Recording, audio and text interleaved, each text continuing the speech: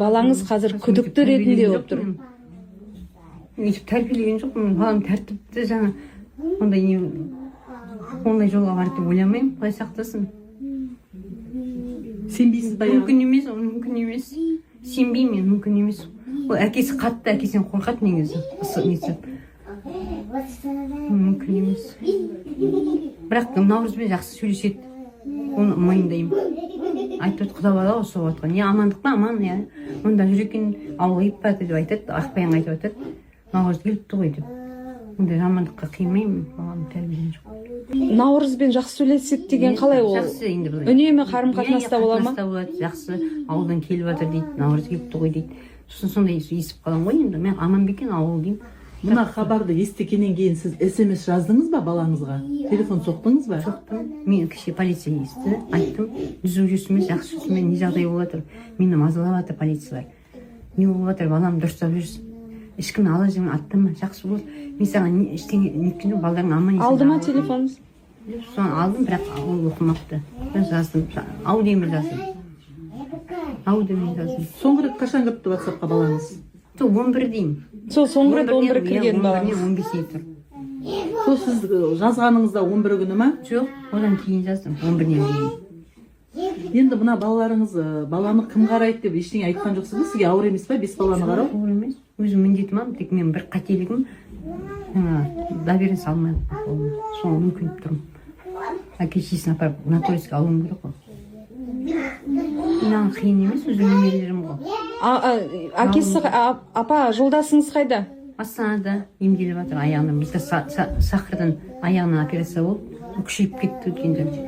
Аяғы ісіп. Сосын Астана алып кетті қызым Айдана. Ауруханада жатыр ма ол кісі? Клиникада жатыр, платный клиникада. 4 бала тәрбиеледім, 2 ұл, 2 қыз. Сұлтан нешіншісі? Үлкен Кенжем. Кенжесі. Жасы нешеде еді? Енді 30-ға толады ғой. Енді бұрын соңды ол сізден бұрын соңды енді бір андай балаңыздың тентекті ондай болас бала ол. Ондай бармайды. Жұмыста ма еді Сұлтан апа? Негізі охран болып жасады армияда. Қайда? Охран болып, қазір жасамайды, жаңа не жасайды. Грузчик сондай болып жасап келеді. Намаз оқи ма? Жоқ, бұрын бастапқыда оқыды дейді, мен көрген жоқпын. Үйге келіп оқымайды ол. Балеге Келін оқиды, иә? Келін оқыды, дұрыс айтасыз. Келін әлі де оқып жүрді ма? Оқыды, тәуір кеше құламаған дейін оқыды, құлаған. Шетелге кеткеніне сіздерден қаражат сұрады ма? Мен келіншегімді. Жоқ, дым сұраған жоқ. Сол туралы айтыңызшы. Шетелден кетем деп айтқан жоқ деймін. Сізді алдап не істеймін, мен ала тұр. Тек қалаға апарып емдетіп алып келемін дейді бұл. Бұған дейін Түркияға барып емдетіп келген дейді ғой. Емдетіп келіп бірінші группа алдық күні кеше. Келін бірінші группа алды. Не бойынша алды деген диагнозбен? Психический расстройство. Сол кезде сізден ақша сұрады ма? Түркияға кетіп жатқанда сіз сұрамадыңыз ба? Ақшаны қайдан алып сұрадым. Қайдан алып жатсың? Папасы беретін болды, мал сатып жатыр екен деп. Сұрадым, мен қаражатым жоқ қой біздің. Мынандай жағдайда отырып, сен қайдан аласың ақшаны дедім. Әкесі береді, мама деді. Мал сатып жатыр деді. Сол жерде мал сатып жатыр деді. Әкесі беріп отыр ма екен? Естіден берген бол, енді барып келді. Құдамен байланысасыз ба? Құдағылармен? Жоқ, көп байланыспаймын. Неге? Көп байланыспаймын, өздері. Енді амандық біліп тұрамын ғой. Қарындасы бар ана үйде, қалада. Құдамның қарындасы. Мен жақсы сөйлесем. Мынандай жағдай болады ойлаған жоқпын. Жолдасыңыз не деп жатыр? Жолдасым шыдай алмайды, келе жатыр, қайтадан прямой рейспен. Мынандай жағдай болып жатқанда қалай жатармын мен деп. Жақсылық болсын деп тілеймін. Бәрі оңмен болсын, ешкім обалына қалмасын. Еліміз тыныш болсын, жастар аман болсын деп тілеймін. Шын ниетіммен. Сенбейсіз? Сенбеймін, оған бармайды олар. Бармайды. Мүмкін емес. Үйдіп тәрбиелеген жоқ әкесі. Негізі мамандығы жоқ? Балаңызды мамандыққа оқыды ма? Оқыды, мына ішті, колледжде оқыды. Армияға барып келіп 1 жыл. Неше жыл оқыды? Кәдімгі мына жамағат болып, мешітке барып сөйтіп жүрді ма бұрын? Ондай барып жүрін деп айтпайды ол ма. Достарын, айналасын танисыз ба апа? Аралас құралас болып жүрген адамдар. Енді мына 5 баланы қалай тәрбиелеу ойыңызда бар? Аллаға шүкір, пособиесін алып отырмын ғой. Тәрбиелеп, бәрін жеткізіп отырмын. Сізге нотариуспен беріп кетпесе қалай пособияларын алып отырсыз? өзім пенсиям бар ғой деген ғой. Балдардың ақшасын кім алып отыр? Өзім Қалай алып отырсыз сізге енді? Анасына түседі Не ғой. жоқ? Анасына түспей ме? банкоматтан тауып алдым кеше жүргенде, үйді жинап жүргенде. Алтын жоқ па деп ойлап жүр едім. Тауып алдым, ол пароль болмай ма ол жерде? Оны қандай банк? Народный. Сіз паролін бәрін білетін бе едіңіз оны? Білем. Сізге арнайылап тастап кетті ма?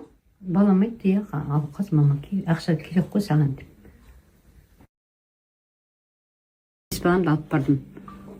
Құдаларыңызды естідіңіз ғой. Істедім ғой, енді ауыр жағдай, басқа бермесін. Бірақ қимедім ғой мен енді. Дәмдес болдық талай. Ешкім бармады ма сіздердің тарапыңыздан? Жолдасым бар ғой, театр оқушы. Олар берсе. Пока жалобым жоқ, жақсы. Еш жолы. Балаларды өзім қараймын деп Өзім отырсыз. қараймын, алам. Алматыға алып қалдым. Себебі анау келім ауырып келсін, балаларға енді қолым жұмсағасын қортын бірден қате болып кетер деп. Сосын айтып еңбек келе ғой, айналайма тағы бір еңбек. Мама, мына бір тұр екен деді. Жаңа абыройына жүгіріп туалетке кетіп қалды. Мен ондай фактілерді айтайын. Қатты ауырып қалыпты ма? Қатты көтеріліп кете ма? Көтеріліп кетті, арасында нерві ұзап кетіп. Сосын саған емдетіп келе қойдың, басқа арам ойын болған жоқ. Ол соңғы бір жылдың ішінде пайда болған ауру, иә? Күні кеше деймін, жақында. Күні кеше ғой енді. Оған дейін ол көтеріліп ауырған жоқ. Осыған дейін ол әке-шешесі келген жоқ, мына үйге келіп, мә қызым аман отырсын ба жанымайды. Бір әке-шешесі келген жоқ, әкесі келген жоқ осы үйге. 2 жыл ұстадым ана үйде. Бір келген жоқ әке-шешесі. Келуге болады ғой, ана ғой, мысалы ана. Қызыма ренжіп қалдым дейді. Ренжіп кім ренжімейді? Бәріміз де ренжиміз қызымызға. Бірақ адам ана болған кешірім болу ғой, енді кешірмей ме анасы болғасын. Кешіріп келіп, мә құдағай сізге қиын болды ау, 5 бала, мына ауру қызым талағы отырсын. Сізге мен ала тұрайын, үйімде условия бар. Үйінде бар ғой условия, ваннасы бар, туалет бар. Сізге қиын болды, мен алып кете қояйын, 1-2 ай мен қарайын деп айтуға болады ғой. Қазақшылық болмай ма? Бір келіп есікті бір соққан жоқ. Құдам да, құдағайым да, мен соған ренжідім. Оя Сұлтан-ай, қандай қатты адамдар бір келсе екен, Наурыз келіп ағасы, мен қарындасым не істеп жатыр деп басын сұлуға болады ғой, адам басы пендеміз ғой бәрін. Кім бұл алдында кім күтіп тұрғанын білмеймін мен мысалы. Мен соған ренжідім. Балам айттым, оя бір келмейтін кешегі 40 градус ыстықта. Қандай мен жанымды қоя алмадым. 5 бала, ана қандай шақалақ.